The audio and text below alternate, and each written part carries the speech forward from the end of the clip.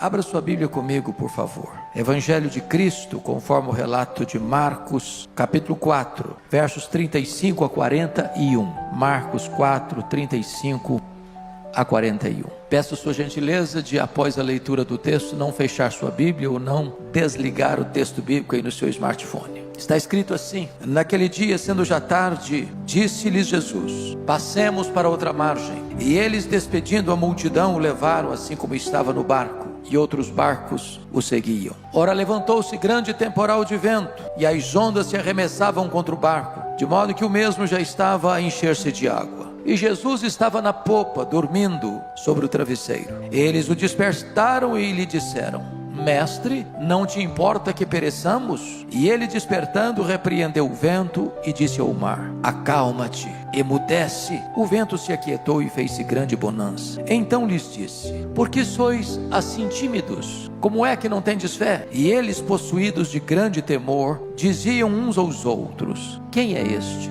que até o vento e o mar lhe obedecem? Eu quero conversar um pouco com os meus irmãos sobre o tema não desanime, Jesus está no controle. A título de introdução, eu quero fazer 4 declarações. A primeira declaração é que as tempestades da vida existem e elas são inevitáveis. Nós não vivemos numa bolha, numa estufa, nós não estamos blindados, nem temos imunidade especial. As tempestades chegam para todos, grandes e pequenos, ricos e pobres, doutores e analfabetos, empresários e empregados, governantes e governados, crentes e descrentes. Se você está passando por uma tempestade, você não é uma exceção. Você está enfrentando a experiência mais democrática da vida. Segunda declaração: as tempestades são imprevisíveis. Elas chegam de súbito, sem aviso prévio, nos colhem de surpresa e às vezes põem a nossa vida de ponta cabeça. É um acidente grave, é uma doença súbita, é um divórcio doloroso,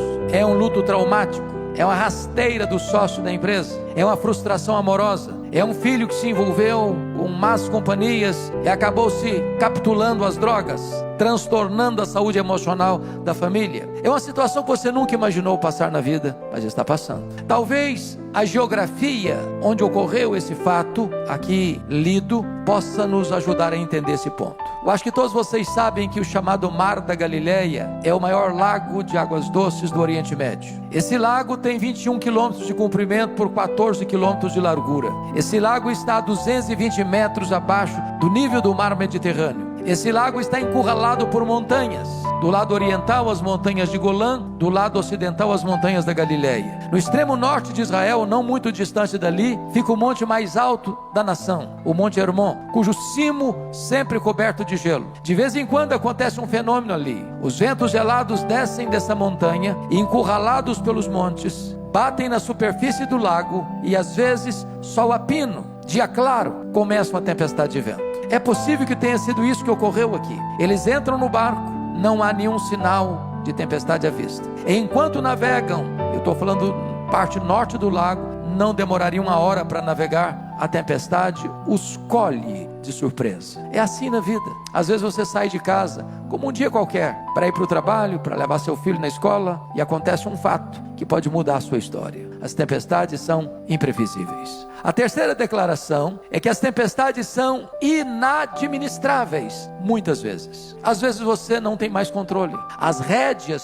fogem das suas mãos. O que é curioso é que pelo menos 4 daqueles discípulos eram pescadores, e a maioria deles havia nascido ao redor desse lago. Eles conheciam cada palmo desse lago. Ali era o local do seu ganha-pão. Já tinham enfrentado certamente outras tempestades e certamente conseguido alcançar sucesso no enfrentamento da crise. Mas agora eles não conseguem. A crise é medonha, o mar está revolto, as ondas açoitam com fúria desmesurada o barco frágil. O barco está rodopiando no meio do mar. A morte está mostrando para eles a sua carranca. Eles não conseguem resolver o problema. Às vezes na vida também é assim. Situações outrora pequenas que você conseguia administrar, resolver, não consegue mais. Quantos de nós pastores aqui já ouvimos isso? Pastor, a pessoa com quem me casei é outra pessoa. É uma pessoa estranha. Eu não compreendo mais. Eu não entendo mais. Tornou-se uma pessoa dura, cáustica, tóxica. É assim na vida, às vezes os problemas parecem insanáveis, insolúveis. As crises chegam e nós não conseguimos administrá-las. Mas a quarta verdade, a título de introdução, é consoladora. As tempestades são também pedagógicas. E isso significa que nós cremos que Deus é soberano. Nós não cremos em acaso, nós não cremos em sorte, nós não cremos em azar, nós não cremos em determinismo cego, nós não cremos em misticismo, nós não cremos em olho gordo, nós não cremos em macumba para crente. Nós cremos que a mão de Deus dirige o nosso destino. Se você está passando por uma tempestade, não é porque Deus está longe, não é porque Deus está indiferente, não é porque Deus não gosta de você, não é porque Deus foi pego de surpresa. Se você está passando por uma tempestade, é porque Deus tem um propósito nisso. As tempestades não vêm para nos destruir, vêm para tonificar as musculaturas da nossa alma. Elas não vêm para nos reprovar, elas vêm para nos provar e nos aprovar. As tempestades têm o propósito de nos colocar mais perto de Deus. Dito isto, à guisa de introdução, vamos à análise do texto. O contexto desta passagem é que Jesus passara todo aquele dia ensinando as parábolas do reino. E se você já deu aulas, pregou ou ensinou um dia inteiro, ao final do dia você está exausto. E então já era tarde quando Jesus entrou no barco com os discípulos e disse para eles: passemos para outra margem. E ele pegou um travesseiro, foi para a popa do barco, deitou e dormiu. Ele era perfeitamente homem. E enquanto Jesus dormia, e enquanto o barco deslizava pelas águas esmaltadas do lago de Genezaré, o mar da Galileia, chega a tempestade subitamente. E eu fico até imaginando Pedro dizendo para os seus colegas assim: vamos deixar o mestre descansar. Nós temos conhecimento, nós temos experiência, nós temos know-how, nós temos expertise, nós resolveremos o problema. Mas não consegue. Quando haviam já baldados todos os esforços, diante da carranca da morte, o barco enchendo-se de água, eles recorrem a Jesus, no verso 38, com uma pergunta em tom de censura: mestre, não te importa que pereçamos? E o texto diz que Jesus se desperta, repreende o vento, repreende o mar e diz: acalma, sossega. E o mar se encolhe como uma fera amansada, o vento recolhe as recâmaras, a grande bonança. Então Jesus se volta para eles no verso 40 e pergunta: por que sois assim tímidos? Como é que não tendes fé? E eles, tomados de profunda reverência, perguntam uns para os outros: quem é este que até o vento e o mar lhe obedecem? Se vocês perceberam comigo, este texto está regido por 3 perguntas. Verso 38, a pergunta dos discípulos a Jesus. A segunda pergunta, verso 40, é a pergunta de Jesus aos discípulos. O verso 41, a terceira pergunta, é a pergunta entre os discípulos. Ora, se o texto está regido pelas 3 perguntas, é sobre elas que vamos conversar daqui para frente. Vamos então à primeira pergunta: mestre, não te importa que pereçamos? Esta é a sua pergunta, esta é a minha pergunta, esta é a nossa pergunta. Nas horas mais difíceis da vida, nas madrugadas mais escuras da alma, nos vales mais profundos da nossa jornada, nas horas mais difíceis da nossa vida, quando as lágrimas rolam quente pela nossa face, quando as nossas forças se acabam, quando a morte nos espreita, quando a situação é irremediável, quando nós não sabemos mais o que fazer, quando nós já empregamos todo o nosso conhecimento e toda a nossa experiência e o problema só se agrava, quando você ora por um enfermo e a doença se agrava, quando você ora pela conversão de um marido ou de uma esposa e a pessoa se torna mais dura ainda, quando você ora por um filho e você não vê o sinal da transformação na vida dele, quando você acha que você não tem mais o que fazer, você recorre também a Jesus com esta mesma pergunta. Mas esta pergunta não é uma pergunta apenas, é uma censura. O que os discípulos estão dizendo é o seguinte: o senhor não vai fazer nada? Vais continuar dormindo? Não estás percebendo o nosso perigo? Não estás vendo que a morte nos encurrala? Vais continuar assim? Não percebes que nós precisamos de socorro, de ajuda? A grande pergunta, irmãos, no texto é esta: por que esses discípulos estão fazendo uma pergunta para Jesus em tom de censura? Em outras palavras, o que é que não está bem resolvido na cabeça deles? Primeiro, o que não está bem resolvido na cabeça deles é a palavra de Jesus do verso 35: passemos para outra margem. E agora estão enfrentando uma tempestade, porque na nossa cabeça, no nosso imaginário, se nós estamos andando com Jesus, se nós estamos fazendo o que Jesus nos mandou fazer, vai dar tudo certo.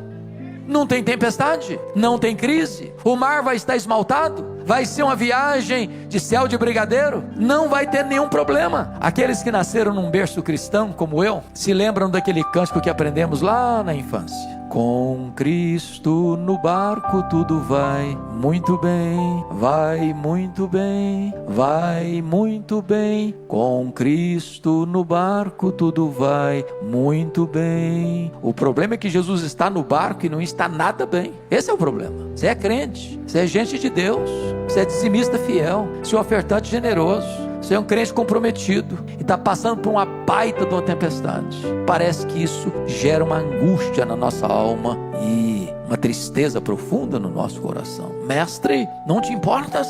Por que eles estão fazendo essa pergunta em tom de censura? Segundo lugar, porque eles não conseguem entender ou conciliar o fato da urgente necessidade deles com a demora de Jesus. Jesus está dormindo dentro do barco. Quem está dormindo não está agindo. Tem hora, meus amados, que a demora de Deus nos aflige mais do que a própria tempestade. Tem hora que o silêncio de Jesus grita mais alto nos ouvidos da nossa alma que o barulho mais ruidoso das circunstâncias mais adversas. Eu fico imaginando, pastor Mark, que a maior angústia de Marta e de Maria não foi a doença do Lázaro, foi a demora de Jesus.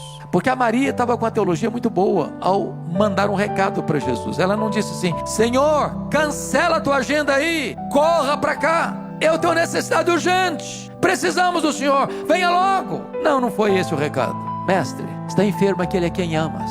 Senhor, está enfermo aquele a quem amas. Não precisa falar mais nada. Quem ama tem pressa em socorrer a pessoa amada. Agora eu queria que você compreendesse comigo um ponto. Marta morava em Betânia e Jesus estava ensinando num local que era 35 quilômetros dali, um dia de viagem a pé. Então percebam vocês que aquele homem sai da casa da Marta, caminha um dia inteiro, chega lá e disse: Senhor, a Marta mandou falar para o Senhor que está enfermo aquele em quem tu amas. Aí Jesus diz assim: esta enfermidade não é para a morte, é para a glória de Deus. Mas Jesus disse para os discípulos assim: o Lázaro morreu. Morreu quando? No mesmo dia que o emissário saiu da casa da Marta. No segundo dia o homem volta com um recado para Marta: esta enfermidade não é para a morte, é para a glória de Deus. Mas quando ele chega lá, o Lázaro já está morto e sepultado. Olha o nó na cabeça da Marta. Diz o texto que Jesus fica mais 2 dias onde estava depois de receber o recado. Se o homem gastou um dia para ir, mais 2 dias são 3 dias. Aí Jesus vai no outro dia, que é o 4º dia. Quando chega lá, o Lázaro está morto e sepultado há 4 dias. Quando Marta vai encontrar-se com Jesus,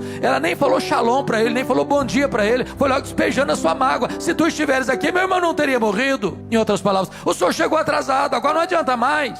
A grande pergunta dos judeus era esta: por que ele não impediu que Lázaro morresse? Ele tinha curado tanta gente, ou pelo menos algumas pessoas à distância, por que não curou Lázaro? Ou no mínimo, por que ele não veio com o emissário para demonstrar pelo menos solidariedade, amizade?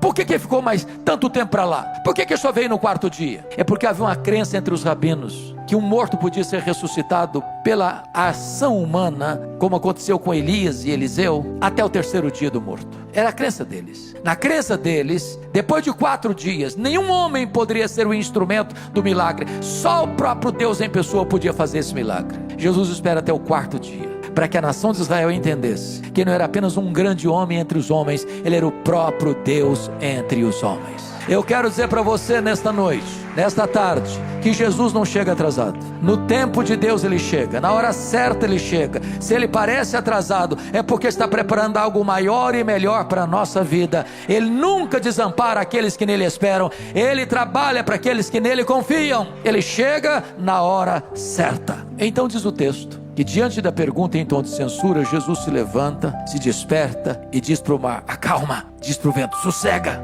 Eu quero dizer para você que o mar tem ouvidos, que o vento escuta a voz do Criador, que a natureza obedece à voz do Criador. Ele dá uma ordem e o universo aparece. Ele dá uma ordem e o sol para. Ele dá uma ordem e as estrelas aparecem. Ele dá uma ordem e o vento cessa. Ele dá uma ordem e o mar se acalma. Ele dá uma ordem e a enfermidade tem que ir embora. Ele dá uma ordem, os demônios têm que bater em retirada. Ele dá uma ordem e os anjos saem para obedecê-lo. A sua voz é poderosa. A sua voz despedaça os cedros do Líbano. A sua voz faz tremer o deserto. E a sua voz está ecoando aqui nesta tarde. A sua voz é poderosa. Agora é Jesus quem pergunta, no verso de número 40: por que sois assim tímidos? Como é que não tendes fé? O que eu acho incrível é que há dois relatos de Jesus acalmando tempestade registrados nos evangelhos. O primeiro é esse fato aqui. Primeiro Jesus acalma a circunstância para depois acalmar os discípulos. Mas na outra tempestade, quando Jesus caminha sobre as águas, vai ao encontro dos discípulos na quarta vigília da noite. Primeiro Jesus acalma os discípulos. Tende bom ânimo, sou eu, não tenham medo, para depois acalmar a tempestade. E por que Jesus muda de metodologia? Porque Jesus sabe que às vezes a tempestade que nos assola está do lado de fora de nós. E Jesus sabe que tem hora que a tempestade que nos assola está dentro de nós. Tem hora que o maior perigo que enfrentamos são as circunstâncias da vida. Tem hora que o maior perigo que nós enfrentamos são os nossos sentimentos. E Jesus está aqui, sabe qual é a tempestade fora e qual é a tempestade dentro. E Ele está aqui hoje para acalmar a tempestade fora e a tempestade dentro. Ele está aqui para acalmar as circunstâncias e acalmar o seu coração. Mas Jesus então pergunta para eles assim: por que sois assim tímidos?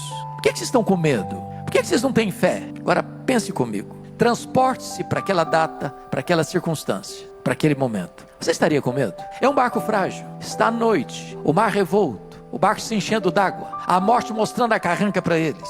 E Jesus pergunta assim: por que vocês estão com medo? Por que vocês não têm fé? Você estaria com medo? Eu só fiz, pastor Marcos, um cruzeiro de navio grande na vida. Fiz vários cruzeiros pequenos. Navio grande só fiz uma vez. E prometi a mim mesmo nunca mais fazer outro na vida. Meus irmãos, foi uma coisa horrorosa. Saiu de Santos para as praias do interior do Rio, um congresso a bordo. Todo mundo naquele navio ficou nauseado. Ondas de 5 metros. Saímos para ir para jantar, apalpando as paredes do corredor, e voltávamos sem entrar no restaurante, vomitando pelo corredor. Quando nós estávamos retornando, sabia que tinha 8 horas pela frente e não dá para dizer: para que eu quero descer. Eu só fiz uma oração. Falei: meu Deus, ou eu durmo ou eu morro. Eu não aguento isso. Agora imagine você num barco pequeno, surrado pelas ondas, rodopiando no meio do mar, prestes a naufragar. E Jesus pergunta assim: vocês estão com medo por causa de quê? Como é que vocês não têm fé? A grande pergunta é por que eles deviam ter fé e não medo. E eu vou lhes dar 4 razões por que eles deviam ter fé e não medo. Primeiro, eles deviam ter fé e não medo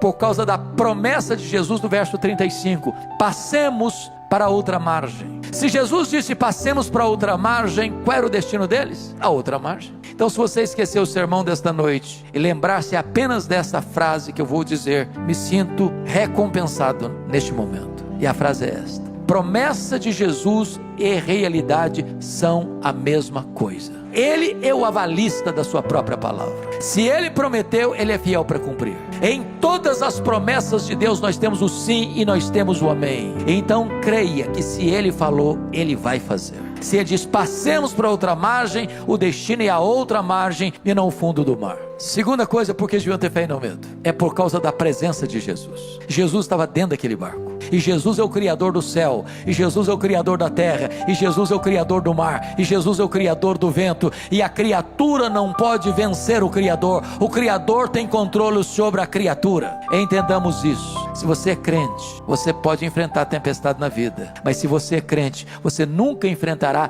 naufrágio na vida. Jesus está com você. E eu quero lhe dizer que o maior antídoto contra o medo, ou o único antídoto real contra o medo, não é a força dos seus músculos tonificados. Não é o dinheiro que você tem no banco, ou nas casas, apartamentos e fazendas. O que livra você do medo não é o conhecimento que você tem, os diplomas que enfeitam as suas paredes, ou as paredes do seu escritório. O que livra você do medo não é a influência social, política, econômica que você exerce nessa cidade. O fato de você enfrentar o medo, só tem um antídoto que livra você do medo: é a certeza de que Jesus está com você em toda e qualquer situação. Ainda que eu ande pelo vale da sombra da morte, eu não temerei mal nenhum, porque tu estás comigo, a tua vara e o teu cajado me consolam. Terceiro, por que eles deviam ter fé e não medo? Por causa da paz de Jesus. Jesus estava dormindo naquele barco. E a pergunta é: Jesus sabia que a tempestade viria? Obviamente que sim. E se sabia, por que dormiu? Dormiu porque sabia que tudo estava sob controle. Então eu vou lhe dar uma definição de paz. Paz não é ausência de tempestade. Paz é a certeza que apesar da tempestade, tudo está sob controle. Não do seu controle, não do meu controle, mas do controle de Jesus. Ele não perdeu as rédeas da sua vida porque você está passando por uma crise. Ele não está impotente de mãos amarradas porque você está enfrentando um vale sombrio. Entenda isso. o Senhor Jesus está com você. E mesmo na tempestade você pode ter aquela paz que excede todo o entendimento. Quarto lugar, por que eles deviam ter fé e não medo? Por causa do poder de Jesus. É curioso que Marcos cuidadosamente reúne ao redor desta passagem outros fatos que retratam o poder de Jesus. Se não, vejamos, aqui ele tem poder sobre a natureza. Ele controla o céu, ele controla a terra, ele controla o mar, ele controla o vento, ele controla a natureza, ele tem controle sobre toda a criação. Mas notem comigo, depois dessa tempestade, é de noite, e ele desembarca do lado oriental do lago, da região que nós chamamos de Decápolis. Eram 10 cidades gentílicas. Aqui ficava a cidade de Gadara, e nessa região que nós chamamos hoje de montanha de Golã, quando eles chegam tem um despenhadeiro, e no despenhadeiro tem um cemitério, e tudo que você espera não ver de noite dentro de um cemitério é gente viva. E lá tem um homem vivo, nu, violento, gritando de noite e de dia entre os sepulcros, tomado por uma legião de demônios, 6.000 demônios. Legião é a corporação romana de 6.000 soldados, a mais temida máquina de guerra do Império Romano. Por onde passava uma legião, tudo destruía, tudo devastava. Tem dentro de um único homem 6.000 demônios. Aquele homem é foragido da lei, as algemas não podem prendê-lo mais. Aquele homem é enjeitado da família, aquele homem é um pária da sociedade, aquele homem não tem mais espaço entre os vivos, por isso mora entre os mortos. Mas no reino de Deus não tem lata de lixo, no reino de Deus não tem gente descartável. Jesus viaja aquela noite para um lugar terrível como aquele, porque foi para lá para libertar aquele homem do poder dos demônios, para transformar a vida dele, para libertar a vida dele, para salvar a vida dele e para fazer dele um missionário. Porque Jesus tem poder sobre a natureza, ele tem poder sobre os demônios. Ele manda no céu, ele manda na terra e ele manda no inferno. Louvado seja o seu nome. Mas quando Jesus retorna para Cafarnaum, à beira do lago, onde ele adotou como sua cidade, quartel-general do seu ministério, tinha uma multidão esperando por Jesus. E no meio dessa multidão tem uma mulher doente, há 12 anos sofrendo com hemorragia crônica, que já havia despendido todos os seus recursos e não conseguiu lograr qualquer êxito no tratamento. E essa mulher pensou: se eu apenas tocar a orla das vestes de Jesus, eu ficarei livre do meu mal. Essa mulher é anônima, ela é incógnita e precisa ser, porque ela é impura, cerimonialmente falando. Ela não pode frequentar o templo, ela não pode frequentar a sinagoga, ela não pode ir nas festas. Em quem ela tocar, a pessoa fica impura. Ela se esgueira no meio da multidão, pensando: se eu apenas tocar na orla das vestes de Jesus, eu ficarei livre do meu mal. E agora notem que em vez do impuro tocar o puro e o puro ficar impuro, o impuro toca o puro e o puro purifica o impuro, e a mulher fica curada, a hemorragia é estancada, o milagre acontece. Sabe por quê? Porque Jesus tem poder sobre a natureza, Jesus tem poder sobre os demônios e Jesus tem poder sobre as enfermidades. A última palavra não é da ciência, a última palavra não é da medicina, a última palavra é do Senhor Jesus.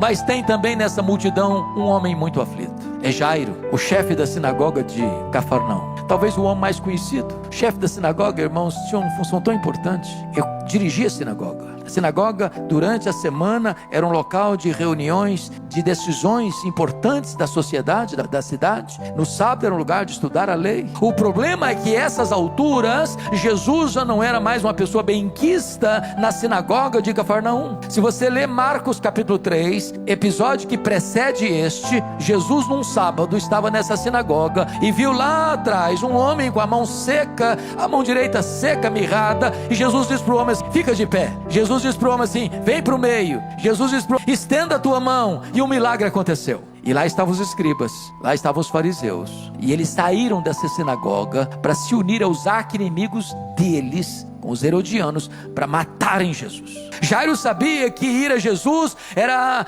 ficar numa situação de muito desconforto com a liderança espiritual de Israel. Mas ele é um pai, e ele tem uma causa urgente. A sua única filha de 12 anos está morrendo. E ele chega para Jesus no meio dessa multidão e diz: Senhor, vamos comigo na minha casa, para o Senhor impor as mãos sobre a minha filha, para ela ficar curada. E Jesus: vamos, Jairo. E Jesus começa a caminhar com Jairo para a casa dele, quando surge o episódio da mulher hemorrágica. E Jesus diz assim, e para, e diz: alguém me tocou. Os discípulos, regidos por uma lógica irretocável, dizem: mas Senhor, está todo mundo te empurrando, está todo mundo te encostando, não faz sentido a tua pergunta, alguém me tocou, está todo mundo te tocando. E Jesus, não, alguém me tocou porque senti que de mim saiu o poder. Tem muita gente que encosta em Jesus, mas poucas pessoas tocam em Jesus pela fé. E eu fico imaginando a angústia do Jairo, que Jesus para atender a mulher. E eu imagino já dizendo: Jesus, vamos embora, vamos logo, Senhor, vamos logo. Eu tenho urgência, Jesus, vão comigo, Jesus, vão comigo. O Senhor já resolveu o problema dessa mulher, vão comigo. E enquanto Jesus está ali atendendo a mulher, chega alguém da casa do Jairo e diz: não incomodes mais o mestre, não.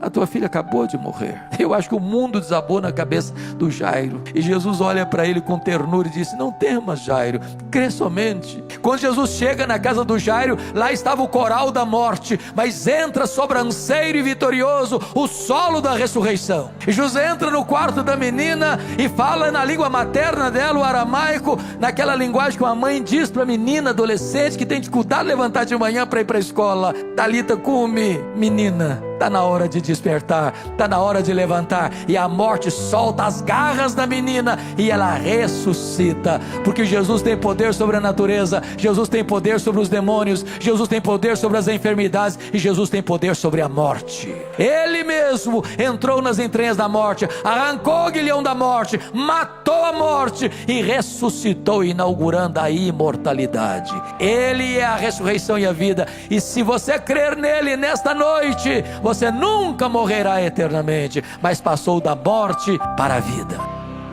Mas agora vem a terceira pergunta do texto, verso 41, é a pergunta agora entre os discípulos. Eles estão tomados de muito espanto, eles estão olhando uns para os outros, todos molhados, porque o barco está se enchendo d'água, e pergunta assim: quem é este, que até o vento e o mar lhe obedecem? Que pergunta emblemática. E você e eu poderíamos responder esta pergunta nesta noite. Este é aquele que com o Pai e o Espírito Santo, nos refolhos da eternidade, antes da criação do mundo, entrou num plano eterno que não pode ser frustrado, incluindo a sua, a minha, a nossa vida, a Family Church, antes da fundação do mundo. Este é aquele que criou todas as coisas, porque a Bíblia diz que todas as coisas foram criadas por Ele, e sem Ele nada do que foi feito se fez. Quem é este? Este é aquele que sustenta todas as coisas pela palavra do seu poder.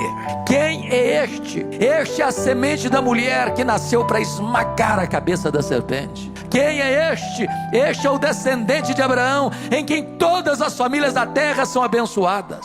Quem é este? Este é o Cordeiro da Páscoa, cujo sangue vertido, colocado batendo das portas, livrou os primogênitos de Israel da morte no Egito. Quem é este? Este é aquele que é representado pela coluna de nuvem que guiava o povo de dia, pela coluna de fogo que guiava o povo de noite. Quem é este? Este é aquele que é simbolizado pelo maná que caía do céu, pela água que brotava da rocha. Quem é este? Este é aquele que é representado pelo tabernáculo. Este é aquele que é representado pela arca da aliança. Este é aquele que é representado por aquilo que estava dentro da arca, as tábuas da lei, o vaso com maná, a vara seca de Arão que floresceu. Quem é este? Este é aquele que é representado pelo templo. Este é aquele que é representado pelas festas. Este é aquele que é representado pelos sacrifícios. Este é aquele que é representado pelo sábado. Tudo era sombra dele. Ele é a realidade. Quem é este? Este é a estrela da manhã. Este é o sol da justiça. Este é o maravilhoso conselheiro. Este é o Deus forte. Este é o Pai da eternidade. Este é o príncipe da paz. Quem é este? Este é o verbo que se fez carne e habitou entre nós. Este é o Cordeiro de Deus que tira o pecado do mundo. Este é o Cordeiro que foi morto, mas está vivo pelos séculos dos séculos e tem a chave da morte e do inferno. Quem é este? Este é o Alfa, este é o Ômega, este é o princípio, este é o fim, este é o Rei dos reis, este é o Senhor dos senhores. Quem é este? Este é o fundamento da igreja. Este é o dono da igreja, este é o edificador da igreja, este é o protetor da igreja. Quem é este? Este é aquele que andou por toda parte fazendo o bem, libertando os oprimidos do diabo. Os cegos viram, os surdos ouviram, os mudos falaram, os coxos andaram, os leprosos foram purificados, os mortos ressuscitaram. Quem é este? Este é o grande, é o sol, este é o pão da vida, este é a luz do mundo, este é a porta das ovelhas, este é o bom pastor, este é a ressurreição e a vida, este é o caminho e a verdade e a vida, este é a videira verdadeira. Quem é este? Este é aquele que, sendo Deus, não julgou como usurpação o ser igual a Deus, antes a si mesmo se esvaziou, assumindo a forma de servo, e humilhou-se até a morte, e morte de cruz, pelo que o Pai o exaltou sobremaneira. Ele deu o nome que está acima de todo nome, para que ao nome de Jesus se dobre todo o joelho, nos céus, na terra e debaixo da terra, e toda língua confesse que Jesus Cristo é o Senhor, para a glória de Deus Pai. Quem é este? Este é o amado da nossa alma, este é a nossa alegria, este é a nossa paz, este é a nossa justiça, este é a nossa herança. Quem é este? Este é aquele que por amor de nós sangrou no Getsemane, este é aquele que por amor de nós foi cuspido e esbordoado no sinédrio judaico, este é aquele que por amor de nós foi vilipendiado e espancado no pretório romano, este é aquele que por amor de nós caminhou pelas ruas de Jerusalém, debaixo de um lenho maldito, debaixo da maldição do pecado que era nosso. Este é aquele que por amor de nós morreu na cruz pelos nossos pecados, foi sepultado, mas ressuscitou para a nossa justificação. Quem é este? Este é aquele que voltou para o céu, este é aquele que derramou o Espírito Santo sobre a igreja, este é aquele que está sentado no trono, este é o nosso grande sumo sacerdote, este é o advogado justo, este é aquele que levanta reis e depõe reis, este é aquele que dá vida e aquele que tira a vida, é aquele que exalta, é aquele que humilha, é aquele que põe no trono, é aquele que faz apiar do trono. Quem é este? Este é aquele que vai voltar para buscar a sua igreja, vai voltar pessoalmente, vai voltar visivelmente, vai voltar repentinamente, vai voltar inesperadamente, vai voltar inescapavelmente, vai voltar gloriosamente. Quem é este? Este é o juiz de vivos e de mortos, este é aquele que vai se sentar no trono e vai separar uns para a sua direita, outros para a sua esquerda, vai dizer para uns: apartai-vos de mim, malditos, para o fogo eterno preparado para o diabo e seus anjos, mas vai dizer para as suas ovelhas: vinde, benditos de meu Pai, entrem na posse do reino que vos está preparado desde a fundação do mundo. Quem é este? Este é a lâmpada do céu, este é aquele a quem vamos servir, a quem vamos glorificar, com quem vamos reinar. Este é aquele que é a nossa alegria, é a razão da nossa vida, é o amado da nossa alma, aquele que está dizendo para você nesta noite: você não precisa ter medo, você precisa ter fé. A este Jesus a honra, a este Jesus a glória, a este Jesus do domínio, a este Jesus o poder, agora e pelos séculos eternos. Aleluia, aleluia, amém. Esse Jesus está aqui hoje, esse Jesus está presente aqui nesta noite, esse Jesus quer acalmar as tempestades da sua alma, esse Jesus quer pacificar o seu coração, esse Jesus quer perdoar os seus pecados, esse Jesus quer romper as cadeias da sua vida, esse Jesus quer dar a você hoje a vida eterna, vida plena e vida abundante.